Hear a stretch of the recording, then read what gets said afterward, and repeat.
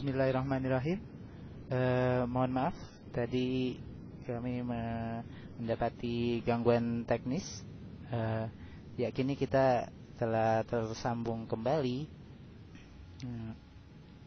Assalamualaikum Ustaz. Waalaikumsalam warahmatullah. Ya, mungkin bisa dilanjutkan Ustaz. Tadi kita terputus pada bagian ketika mengangkat pembagian keadaan mengangkat tangan ketika berdoa, Ustaz. Silakan, Ustaz. Ya. Bismillahirrahmanirrahim. Ma'asyiral muslimin wal muslimat, para pendengar Radio An-Nas yang semoga diberkati dan dirahmati Allah. Tadi telah kita jelaskan bahwa di antara sebab lain yang disebutkan di dalam hadis, di antara sebab yang membuat kita dikabulkan doanya oleh Allah Azza wa Jal adalah mengangkat kedua tangan. Apakah pada setiap doa kita disyariatkan untuk mengangkat kedua tangan? Pertama, bahwa mengangkat kedua tangan hukum asalnya adalah disyariatkan di dalam doa. Bahkan sudah kita sebutkan tadi bahwa mengangkat kedua tangan adalah salah satu sebab dikabulkannya doa. Namun, ahlul ilm, para ulama membagi dalam masalah mengangkat kedua tangan ketika doa, bahwa tidak semua tempat mengangkat kedua tangan di dalam doa itu disyariatkan. Nah, di sini kita akan sebutkan ada 3 kondisi. Ya, ada 3 kondisi di dalam mengangkat kedua tangan ketika doa. Kondisi yang pertama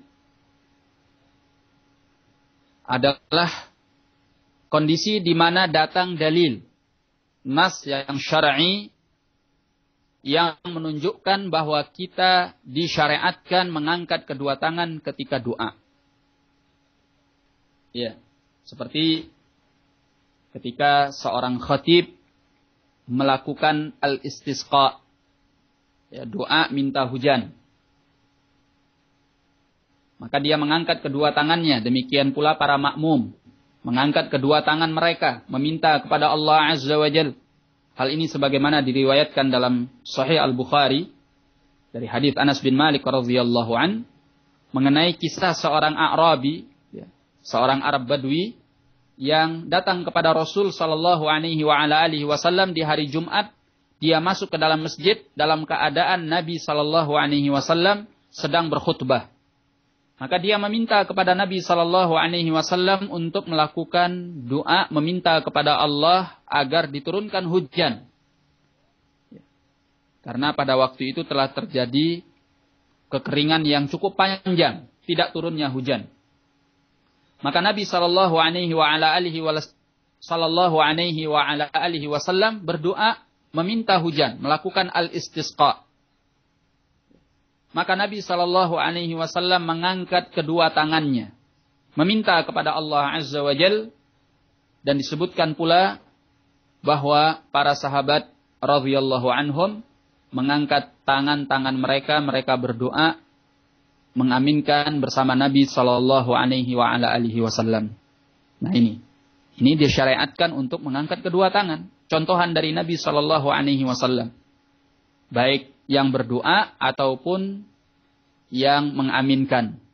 Ya, seperti dalam al-istisqa ketika khutbah. Ya. Demikian pula misalnya di dalam al-qunut. Ya, qunut nawazil. Ya. Demikian pula di dalam witir. Ya, datang dalam riwayat-riwayat yang sahihah insyaallah tentang mengangkat kedua tangan di dalam melakukan doa ketika kunut nazilah. Ya, kunut nazilah yaitu ketika terjadi sebuah peristiwa yang menimpa kaum muslimin dan mereka butuh pertolongan dari Allah Azza wa Jal, maka mereka melakukan kunut nazilah di semua salat mereka dalam jangka waktu tertentu sampai mereka merasa bahwa doa mereka cukup kepada Allah Azza wa Jalla. Nah, ini kunut nazilah disyariatkan ketika doa dalam kunut nazilah meminta kepada Allah dengan mengangkat kedua tangan.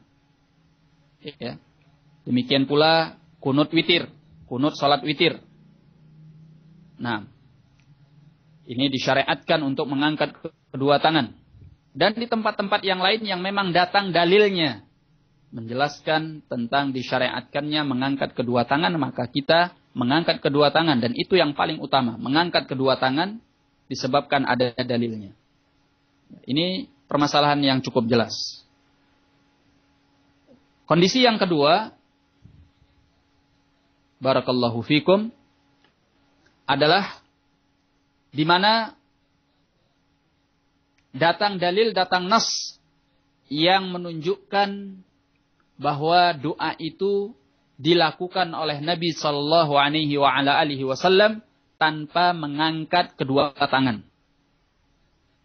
Nah, dalam kondisi yang seperti ini kita mencontoh Nabi sallallahu alaihi wasallam yang tidak mengangkat tangannya ketika doa. Ya. Jelas itu yang harus kita lakukan. Karena Nabi Shallallahu Alaihi Wasallam adalah pembawa syariat. Ketika beliau disebutkan tidak mengangkat kedua tangannya ketika melakukan doa tersebut, maka kita melakukan doa itu juga tanpa mengangkat kedua tangan. Contohnya,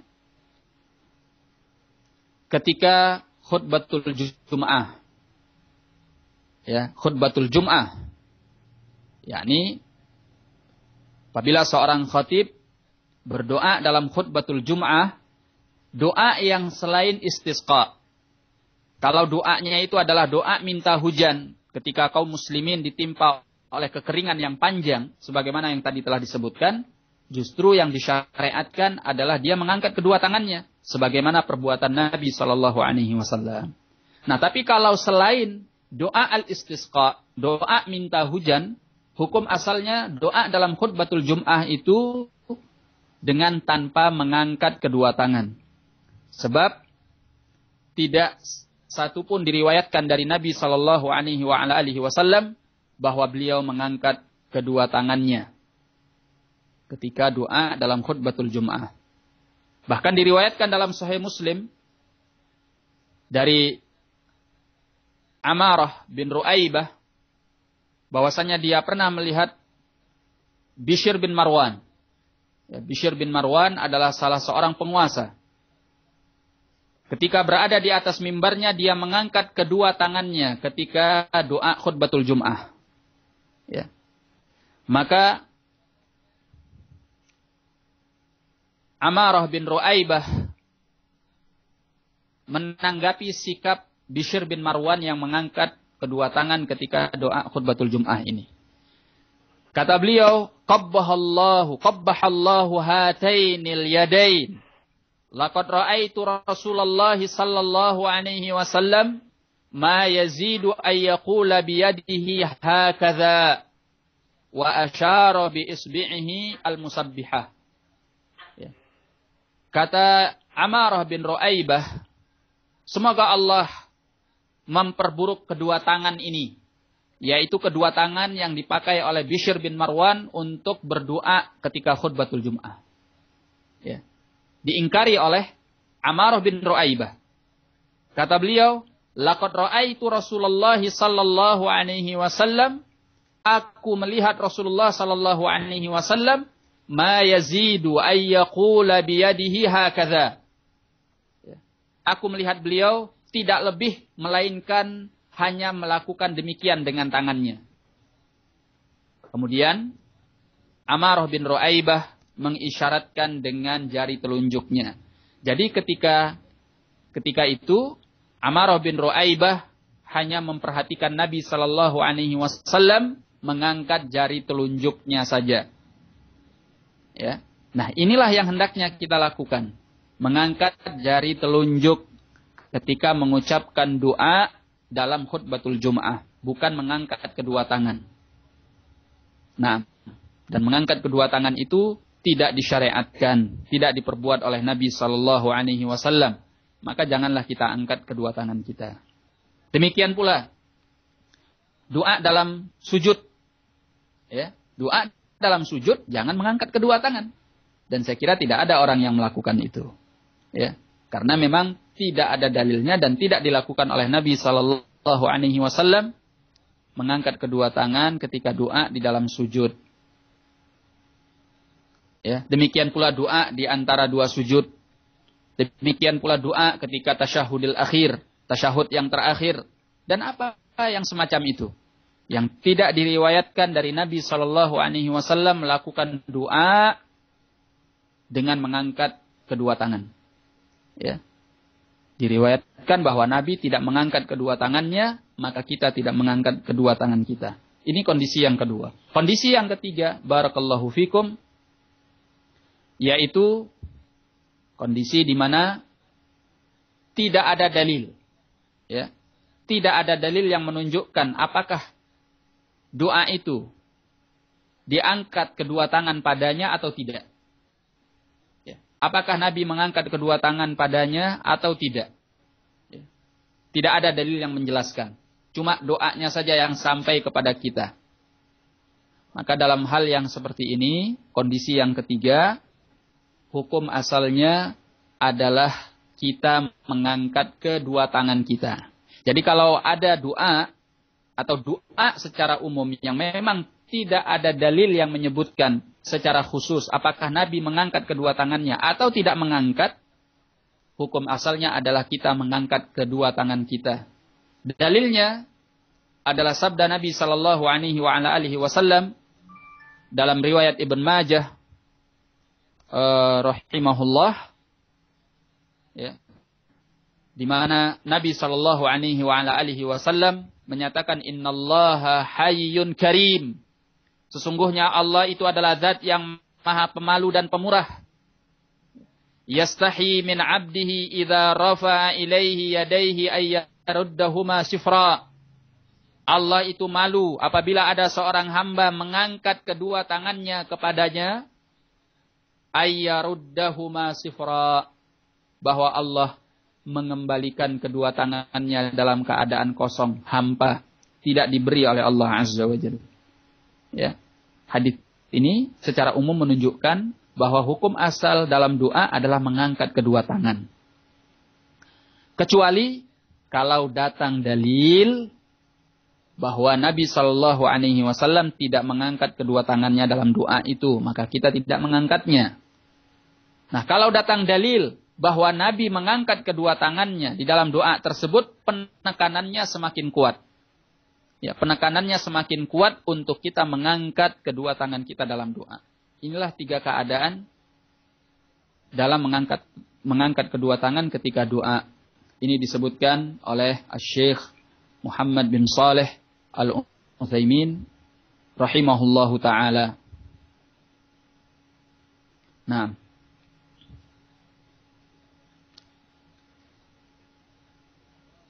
kemudian di antara sebab dikabulkan doa barakallahu fikum adalah apa yang dinyatakan oleh Nabi sallallahu alaihi wasallam dalam hadis ini, asy'atsa aghbara. Asy'atsa aghbara. Ya. Orang itu dalam keadaan kusut masai dan berdebu. Nah, diterangkan oleh para ulama salah satu sebab dikabulkannya doa seorang hamba di mana dia berdoa kepada Allah Azza wa Jalla dalam keadaan bersahaja. Ya, dalam keadaan bersahaja, memakai pakaian yang sudah usang, kemudian meminta kepada Allah dalam keadaan lusuh, ya, memohon kepada Allah dengan sesungguhnya, dengan sebenar-benarnya. Ini termasuk keadaan di mana seorang hamba doanya akan dikabulkan oleh Allah Azza wa Jalla. Karena keadaan yang bersahaja, yang lusuh, yang usang, ini menunjukkan semakin kuatnya kebutuhannya, kelemahannya, kerendahannya, kenistaannya di hadapan Allah Azza wa Jalla. Sehingga doanya lebih didengar oleh Allah dan dikabulkan oleh Allah Subhanahu wa ta'ala. Ya, datang dalam riwayat yang lebih menguatkan lagi, dari perbuatan Nabi sallallahu alaihi wa ala alihi wasallam, di mana beliau alaihi salatu wassalam menyebutkan dalam riwayat Muslim dan juga yang selainnya, kata beliau, rubba ash'atha akhbara dhi timraini madfu'un bil abwab law aqsama 'ala Allahi la abarrah. Ya. Kata beliau, barangkali seorang yang kusut masai, berdebu dan memakai dua pakaian yang sudah usang. Ya. Madfu'un bil abwab, dia akan ditolak oleh manusia di pintu-pintu rumah mereka. Ya, biasanya kalau orang yang seperti ini datang kepada manusia meminta ke rumah mereka, dia ditolak. Ya, orang yang kusut masai, berdebu, kotor, jorok, mungkin seperti itu, ya, dianggap tidak punya nilai, tidak punya harga, rendah, hina, ya, pakaiannya usang, lusuh. Ya, madfu'un bil abwab, dia ditolak di pintu-pintu manusia. Tetapi kata Nabi sallallahu alaihi wasallam, lau aqsama 'ala Allah la abarrah. Jikalau seandainya dia bersumpah atas nama Allah, Allah akan benarkan sumpahnya. Justru kalau dia meminta kepada Allah, bersumpah dengan nama Allah, didengarkan ucapannya, dikabulkan permintaannya. Ya. Ini diantara dalil yang disebutkan oleh para ulama, menunjukkan seorang yang berdoa, diantara sebab dikabulkannya doa adalah dia berpenampilan ketika berdoa dalam keadaan yakni bersahaja, dalam keadaan yakni merendahkan diri. Nah, oleh karena itu bagi orang yang ingin berdoa, ya, kalau doanya ingin didengar oleh Allah Azza wa Jalla, baik sekali dia ketika akan meminta kepada Allah, dia mengganti penampilannya. Ya, tidak memakai pakaian yang mewah, kemudian berpenampilan dengan penampilan yang wah, glamor, ya. Tapi justru dia berpenampilan dengan penampilan yang usang, lusuh, bersahaja seperti ini. Nah, sebagaimana yang telah kita sebutkan dalam hadis-hadis tadi. Dan dalam riwayat lain disebutkan Nabi sallallahu alaihi wasallam dalam riwayat Imam Ahmad dan yang selainnya, ya, Nabi sallallahu alaihi wasallam pernah suatu ketika beliau bergegas keluar dari rumahnya untuk melakukan al-istisqa. yakni doa minta hujan. Ya, beliau bergegas ke lapangan untuk melakukan al-istisqa dalam keadaan mutabadzilan, mutawadhi'an, mutadharri'an. Dalam keadaan beliau berpenampilan yang sangat bersahaja, kemudian dalam keadaan mutawadhi', dalam keadaan yang tawadhu', rendah diri, mutadharri', dalam keadaan beliau khusyuk takut kepada Allah Azza wa Jalla. Nah, dan pernah diriwayatkan bahwa seorang salaf, yaitu Mutarrif bin Abdullah rahimahullah, tatkala ada keponakannya yang ditahan oleh penguasa, lantas dia pun memakai dua pakaiannya yang telah usang dan mengambil tongkatnya, dan lantas dia berdoa kepada Allah Azza wa Jalla. Ketika ditanyakan kepadanya kenapa dia berpenampilan bersahaja, usang, lusuh seperti itu di dalam dia melakukan doa, maka dia menjawab, astakinu li rabbi la'allahu ayyushaffi'ani fi ibni akhi. Aku ingin menampakkan kerendahan dan kehinaan di hadapan Rabbku. Semoga Allah memberi syafaat kepadaku mengenai keponakanku. Nah, barakallahu fikum. Kemudian di antara sebab pengkabulan doa disebutkan dalam hadis ini adalah italatus safar. Italah as-safar, yaitu perjalanan safar yang jauh, yang panjang. Jadi seorang yang sudah berjalan jauh di dalam safarnya, ini adalah kondisi di mana seorang hamba memanfaatkan momentum, ya, memanfaatkan kesempatan.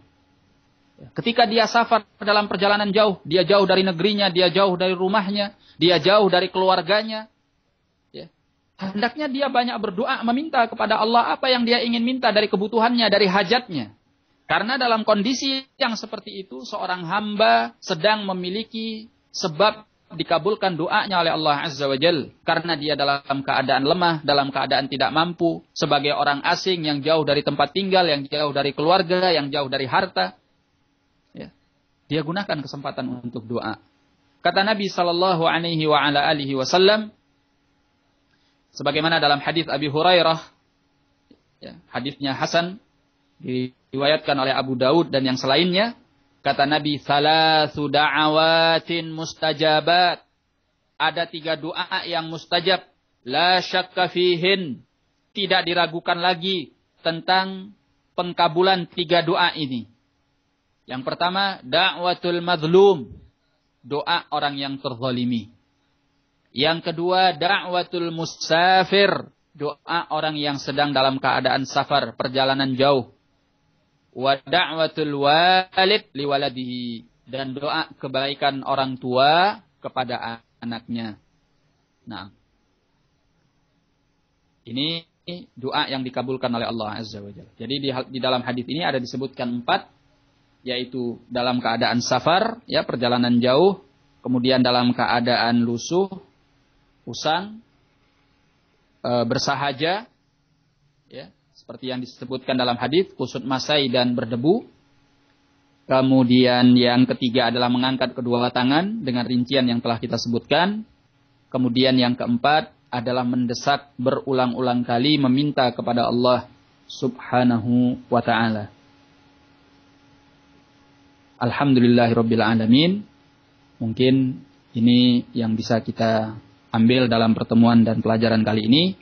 Semoga Allah Azza wa Jalla selalu memberikan kekuatan dan kemudahan kepada kita untuk mendekatkan diri kepadanya. Dan semoga Allah Subhanahu wa ta'ala menjadikan kita sebagai manusia yang berkualitas di hadapannya dan manusia yang berkualitas juga di hadapan para makhluknya. Saya kira untuk materi kita pada malam hari ini sekian. Saya sudahi. Wabillahi taufiq wal hidayah. Assalamualaikum warahmatullahi wabarakatuh. Waalaikumsalam warahmatullahi wabarakatuh. Ya, jazakallah khairan. Barakallahu fikum Ustaz, atas materi yang sampaikan. Berarti masih yang belum tersampaikan adalah yang menghalangi doa, ya Ustaz, ya? Ya, masih ada bagian itu, dan itu akan kita masuki pada pertemuan yang akan datang. Dari keterangan Ibnul Qayyim, beliau akan menyinggungnya. Oh begitu, memang yang bagian itu memang diakhirkan, ya Ustaz, ya? Ya, betul. Iya, baik. Sekarang saatnya menjawab beberapa pertanyaan yang sudah sampai di redaksi kami. Ya. Dan mungkin pertanyaan di sini banyak sekali tentang adab-adab berdoa. Pertanyaan pertama dari Muhammad Jaztian melalui Facebook. Ya. Bolehkah berdoa di antara azan dan iqamah sambil jalan menuju masjid, Ustaz? Gimana, Ustaz? Silakan. Ya, bismillahirrahmanirrahim. Berdoa di antara azan dan iqamah ini adalah salah satu tempat di mana doa seorang dikabulkan oleh Allah Azza wa Jalla. Salah satu tempat mustajabah. Dan ini akan datang nanti dalam keterangan Ibnul Qayyim bahwa salah satu tempat yang dikabulkan oleh Allah untuk kita berdoa yaitu antara azan dan iqamah. Ya, kalau memang dalam kondisi kita belum berada di dalam masjid dan kita ingin memanfaatkan momentum kesempatan kita doa sama Allah, ya meskipun kita belum berada di dalam masjid, sambil kita jalan menuju masjid, saya kira tidak ada masalah. Ya, karena berdoa itu tidak dilarang di tempat apapun kecuali di tempat yang kotor, di tempat yang memang di situ ada najis, ada kotoran, tempat yang tidak layak untuk kita meminta kepada Allah. Nah, baru kita tidak meminta.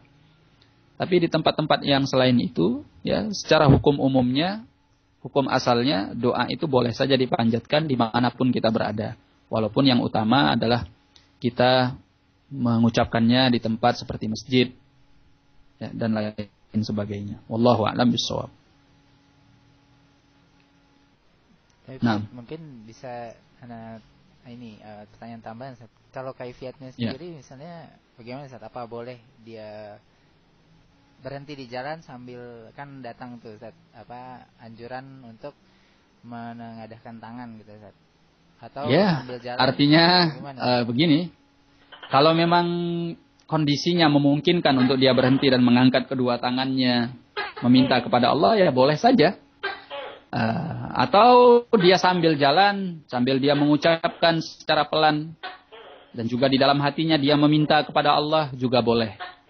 Nah, pembahasan masalah kita mengangkat kedua tangan dalam doa yang memang tidak ada dalilnya apakah Nabi mengangkat tangan atau tidak, memang hukum asalnya yang utama adalah kita mengangkat kedua tangan, tetapi bukan tidak boleh kalau kita tidak mengangkatnya. Jadi dalam kondisi seperti ini ya disesuaikan saja, ya.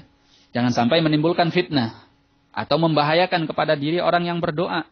Misalnya di pinggir jalan dia berhenti begitu kan, dia angkat kedua tangannya, ya, meminta kepada Allah tanpa dia sadari dia ditabrak oleh kendaraan. Nah, ini membahayakan, jangan seperti itu. Tapi kalau memang memungkinkan, ya tidak ada masalah.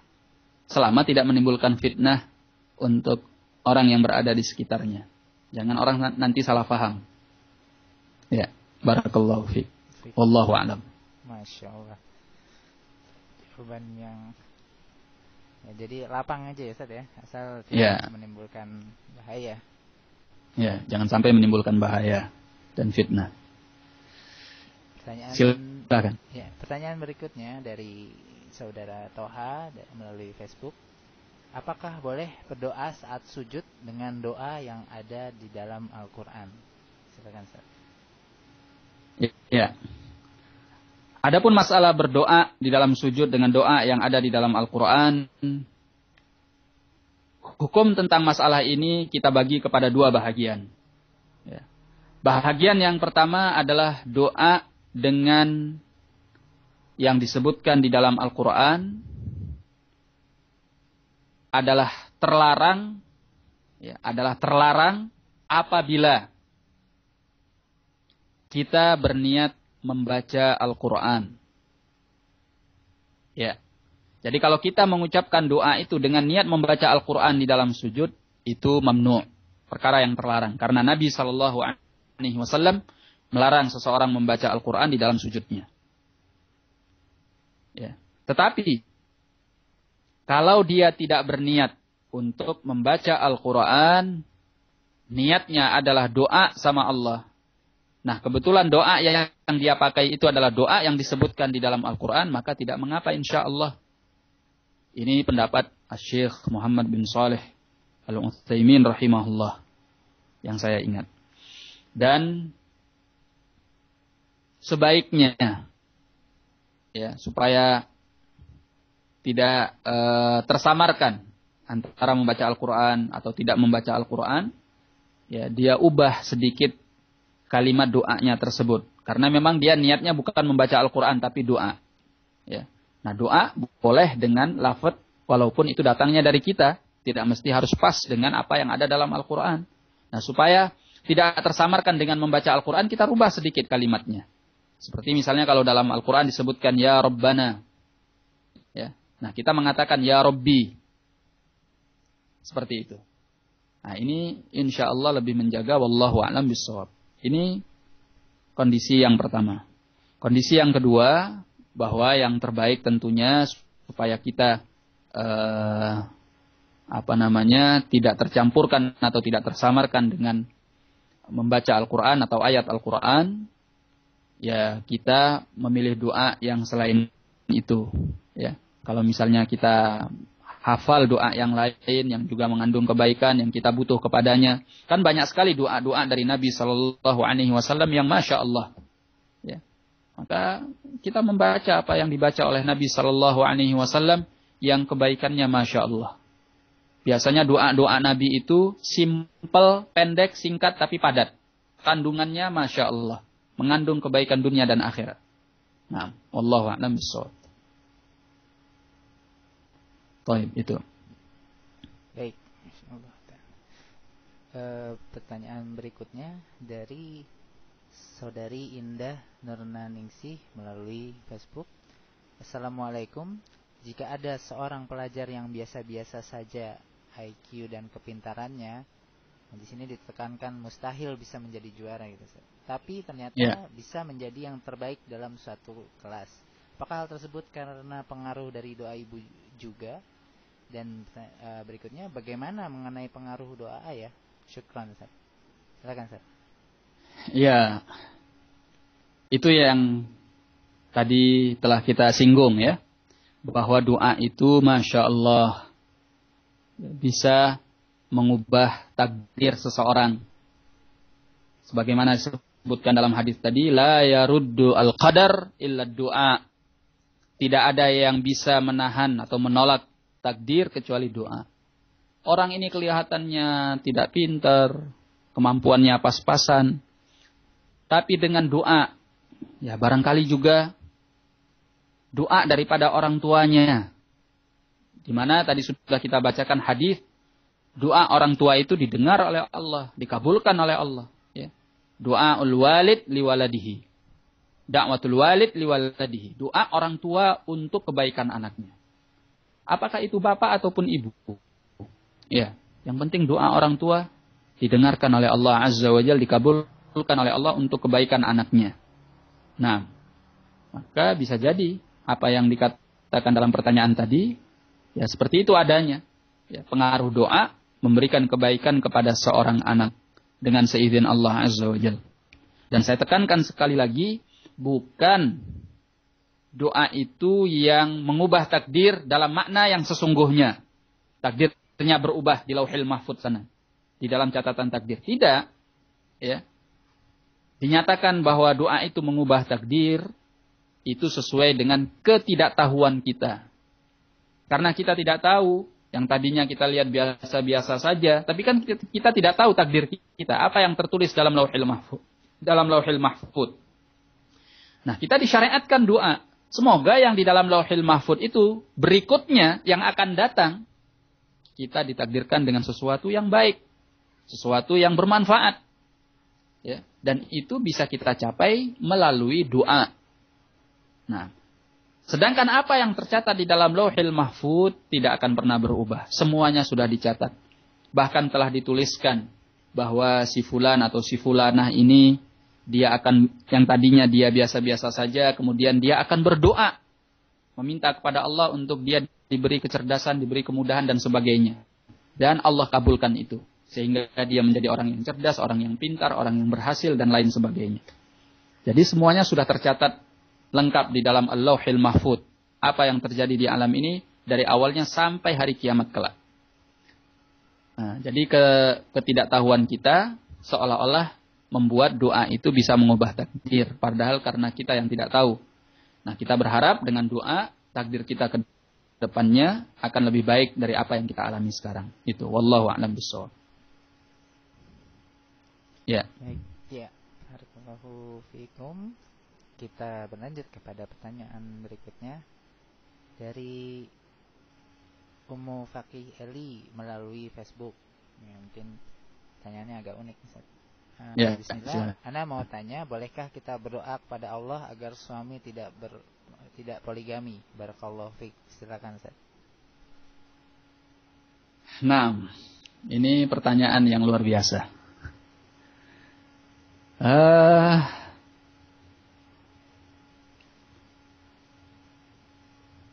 Kalau ditanya apakah boleh kita berdoa kepada Allah agar suami tidak berpoligami?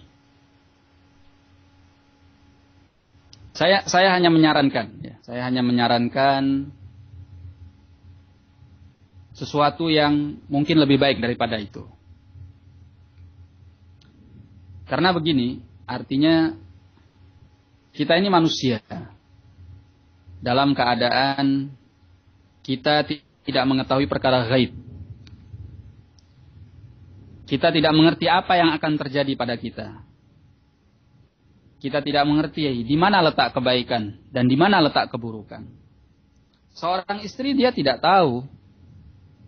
Ya, dia tidak tahu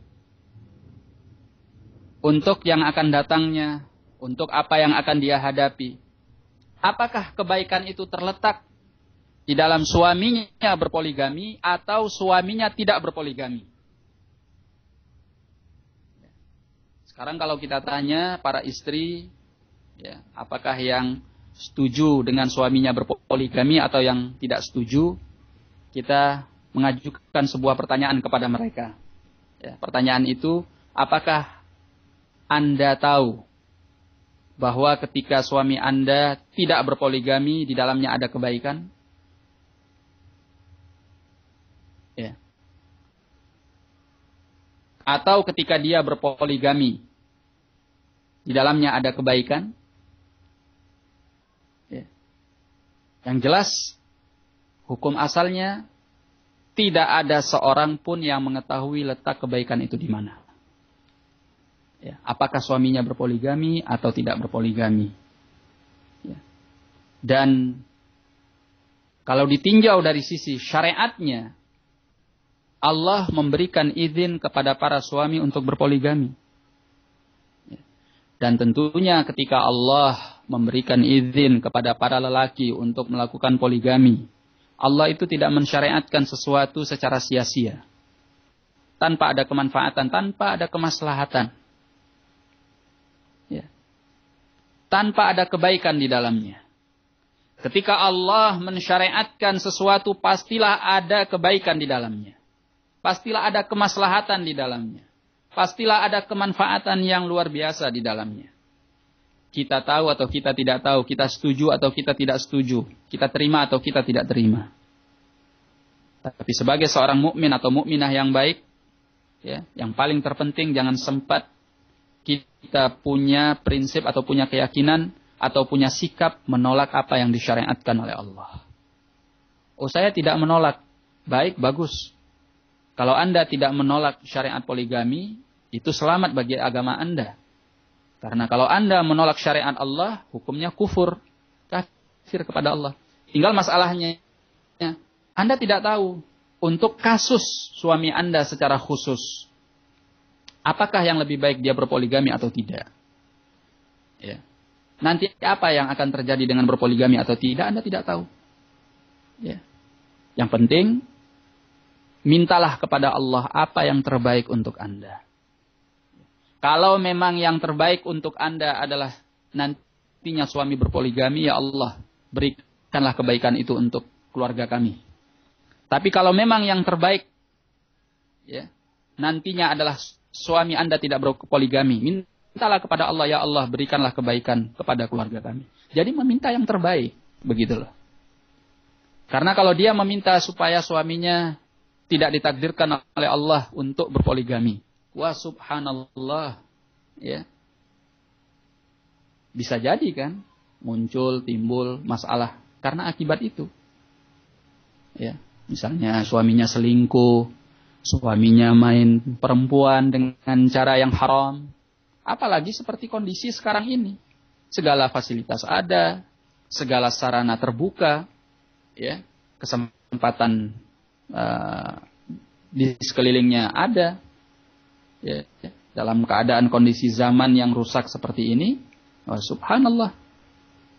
Nah, wanita-wanita yang tidak mengerti agama, yang tidak paham agama, ya, yang tidak punya pengetahuan banyak tentang agama dan keimanan yang kuat kepada Allah, ya, di antara mereka ada yang rela lebih baik suaminya selingkuh daripada suaminya berpoligami.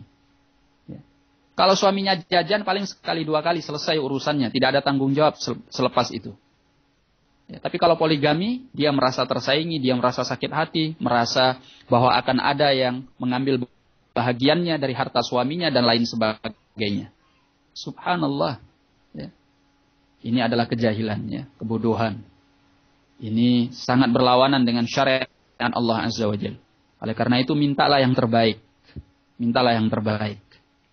Ya. Jangan sampai karena doa yang seperti ini kemudian Allah Azza wa Jalla mengabulkannya dan justru dari permintaan itu ya, ada dampak yang tidak baik bagi anti. Minta yang terbaik untuk keluarga. Minta yang terbaik untuk keluarga. Nah, dan ketika suami berpoligami itu bukan kiamat. Ya, bukan berarti dunia kiamat. Nah, bahkan ketika seorang suami berpoligami dalam keadaan dia ingin menjaga agamanya, menjaga kehormatannya dari pandangan-pandangan yang haram, dari pikiran-pikiran yang mesum, yang haram, dari perihal-perihal yang haram, ya, itu menunjukkan kebaikan agamanya suami, menunjukkan kebaikan agamanya suami, ya. Sehingga disebutkan dalam riwayat Ibn Abbas dalam Sahih Al-Bukhari, disebutkan dalam riwayat itu, ya, bahwa khairukum aktsarukum nisaan, khairukum aktsarukum nisaan. Sebaik-baik kalian adalah orang yang paling banyak istrinya. Ya. Nah, orang yang berbuat menikah karena untuk menjaga kehormatan, menjaga agamanya, itu menunjukkan kesolihan. Semakin banyak istrinya menunjukkan dia semakin kuat di dalam menjaga kehormatan dirinya. Semakin kuat dia di dalam menjaga agamanya. Nah, barakallahu fikum. Saya kira ini membutuhkan pemikiran yang lebih mendalam, kemudian pemikiran yang lebih matang, pemikiran yang lebih dingin, memikirkan maslahat dan mafsadat, sehingga saya bisa hanya mengusulkan kepada penanya atau yang sama dengan penanya, ya, memintalah kepada Allah Azza wa Jalla yang terbaik untuk keluarga kita. Nah, yang terbaik untuk keluarga kita. Wallahu a'lam bishawab. Saya kira itu. Insyaallah. Jazakallah khairan. Ya, kita berlanjut kepada pertanyaan berikutnya. Ya, mungkin pertanyaan berikutnya ini banyak menyinggung soal zikir pagi dan sore. Nah, ya, beberapa orang penanya bertanya, tapi isinya sama gitu, Ustaz. Apakah zikir pagi sore ini boleh dilakukan sambil kita beraktivitas gitu, Ustaz? Nah, namun terus ada tambahan mungkin dari saudari Anissa Ummu Balkis. Jadi dia melakukan zikir sorenya sebelum dia sholat asar, karena aktivitas yang harus dilakukan itu seperti memasak atau mendiamkan bayi. Itu bagaimana, Ustaz? Silakan, Ustaz. Iya. Seperti yang tadi sudah sempat kita singgung, bahwa hukum asal di dalam melakukan doa itu boleh di tempat manapun selama bukan tempat yang kotor, yang jorok, yang ada najis padanya. Ya. Kemudian boleh kita membaca doa ketika kita sambil melakukan aktivitas. Nah, kalau bicara masalah bolehnya, insya Allah, wallahu a'lam bishawab, yang demikian boleh saja. Setahu saya tidak ada dalil yang melarangnya. Ya, itu setahu saya demikian.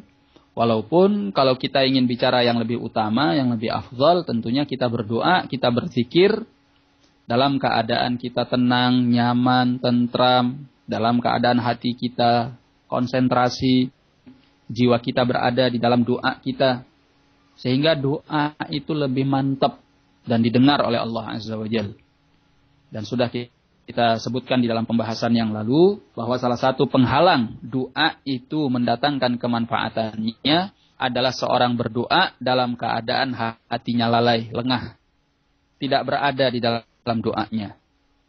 Nah, kalau di dalam dia melakukan aktivitas sambil membaca doa, membaca zikir, dia masih tetap bisa mengikuti apa yang dia sebutkan di dalam doanya, dia tetap meresapi apa yang dia baca dalam doanya tersebut, ya tidak masalah. Ya. Hanya saja kekhawatiran untuk dia lalai dari apa yang dia baca, dia tidak perhatian kepada apa yang dia baca, dia tidak konsentrasi terhadap apa yang dia baca, kekhawatirannya besar.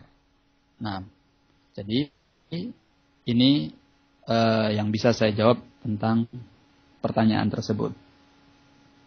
Nah, kalau zikirnya tadi yang dia lakukan tapi sebelum salat wajib gitu, Ustaz, itu nggak apa-apa ya, Ustaz?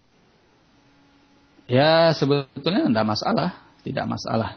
Ya. Karena seorang wanita, apalagi seorang wanita, kadang dia punya kesibukan sehingga mungkin sholatnya dia undur sampai pertengahan waktu, kan begitu. Atau mungkin karena kesibukan juga sampai di akhir waktu, ya tidak masalah karena wanita tidak ada kewajiban sholat berjamaah di masjid. Nah, jadi nggak masalah walaupun sebelum sholat yang wajib. Wallahu a'lam. Nah. Mungkin masih seputar zikir pagi dan sore, Ya. dari Syakilah Ramadhani Ajhal melalui Facebook. Kapankah batas waktu zikir pagi dan zikir sore, Ustaz? Silakan, Ustaz. Iya. Zikir pagi itu kita baca adalah ya, ketika kita memasuki waktu al-fajr ya. Jadi ba'dal fajr. Ya, selepas kita salat fajar ya sampai waktu yang dinyatakan pagi ya sampai waktu duha. Nah, adapun sore yaitu mulai dari waktu masuknya sholat asar ya sampai menjelang maghrib, sampai menjelang al-maghrib. Karena kalau ba'dal maghrib itu kita sudah ganti hari dalam perhitungan penanggalan Islam atau harian Islam. Ba'dal maghrib setelah terbenamnya matahari itu kita sudah ganti hari. Itu wallahu a'lam bishawab. Nah. Baik, ya ini pertanyaan terakhir mungkin ya, Ustaz ya. Ya. Dari saudari Claritia Anissa Kurnia melalui Facebook.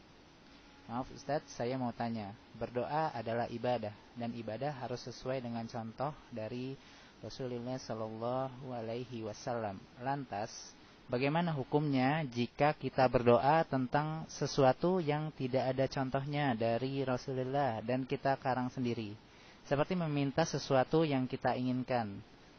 Contohnya meminta mobil, meminta kemudahan dalam ujian dan yang semisalnya. Apakah itu diperbolehkan, Ustaz? Dan masih terkait itu, bagaimana hukum merutinkan doa yang sebelumnya ditanyakan itu, Ustaz? Silakan. Baik. Ya betul, memang doa itu adalah perkara ibadah. Ya, perkara ibadah.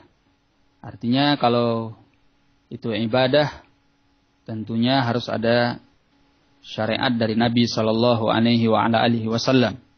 Sebab sebuah ibadah tanpa yang disyariatkan oleh Nabi ditolak.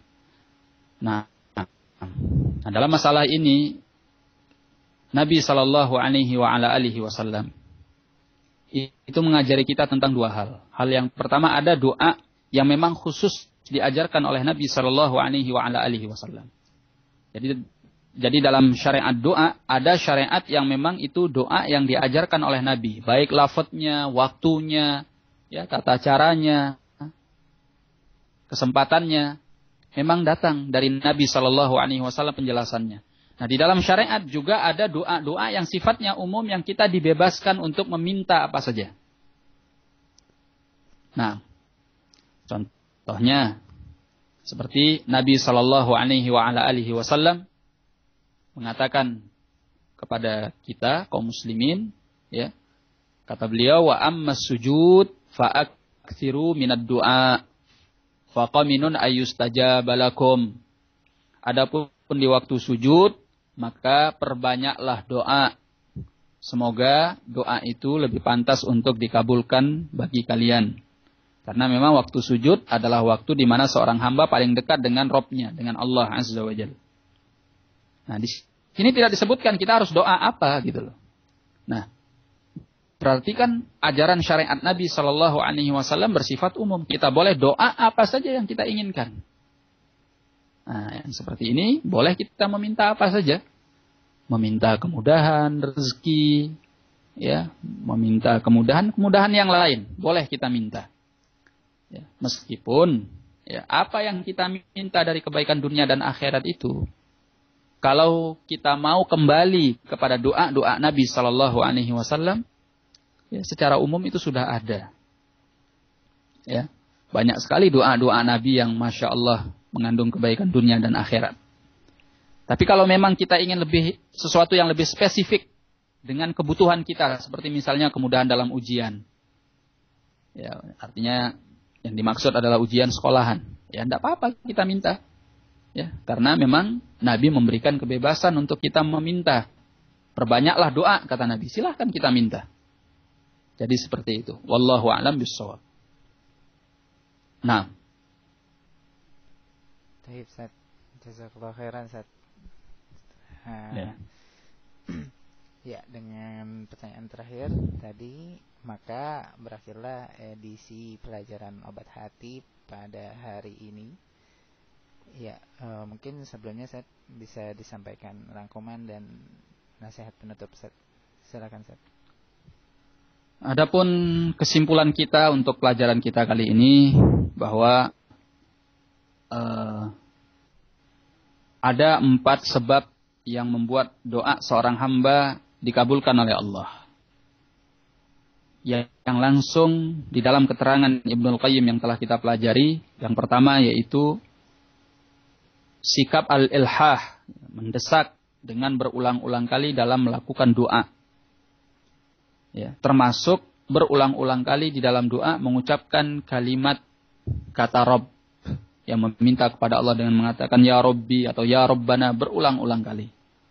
Nah, ini satu. Yang kedua, kesimpulannya termasuk di antara pengkabulan doa, sebab pengkabulan doa adalah dengan mengangkat kedua tangan. Ya, dengan rincian yang telah kita sebutkan. Kemudian yang ketiga adalah dalam keadaan bersahaja. Keadaan yang lusuh, kusut. Ya, pakaian yang usang. Ini akan lebih didengar dan diistijabah oleh Allah doa yang dipanjatkan kepadanya. Yang keempat adalah ketika dalam keadaan safar. Nah, itu kesimpulan dari pelajaran kita pada hari ini. Wallahu a'lam bishawab. Ya. Silakan. Ya.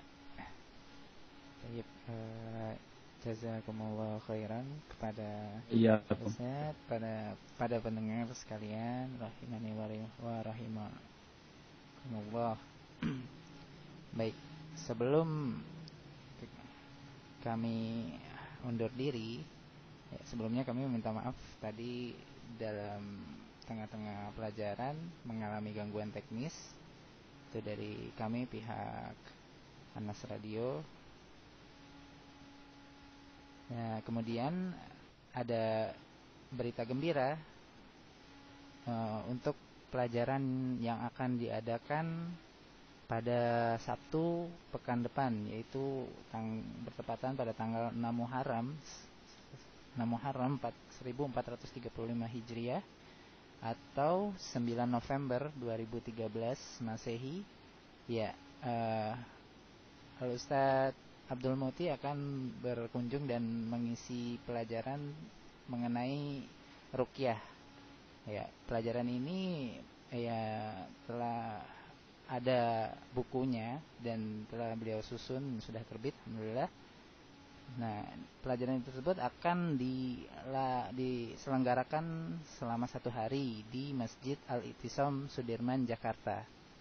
Ya, pelajaran akan dimulai pada pukul 9 pagi waktu Indonesia Barat sampai zuhur. Ya.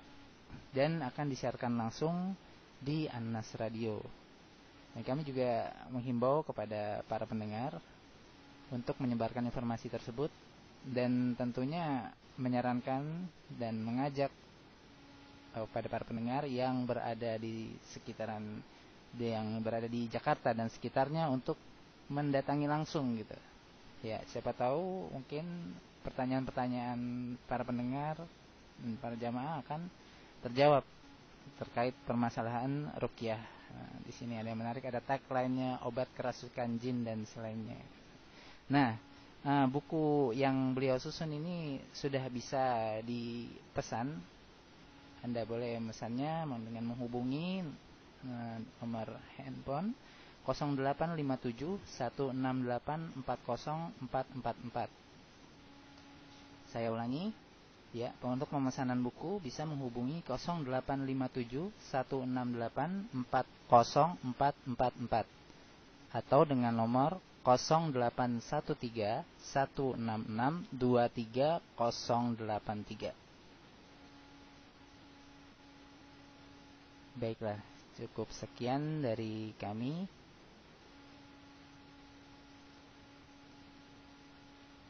Adapun kekurangan adalah dari kami dan kebenaran hanya dari Allah Subhanahu wa taala semata. Kita akhiri pelajaran hari ini. Subhanakallahumma wa bihamdika asyhadu an la ilaha illa anta astaghfiruka wa atubu ilaik. Assalamualaikum warahmatullahi wabarakatuh. Waalaikumsalam warahmatullahi wabarakatuh.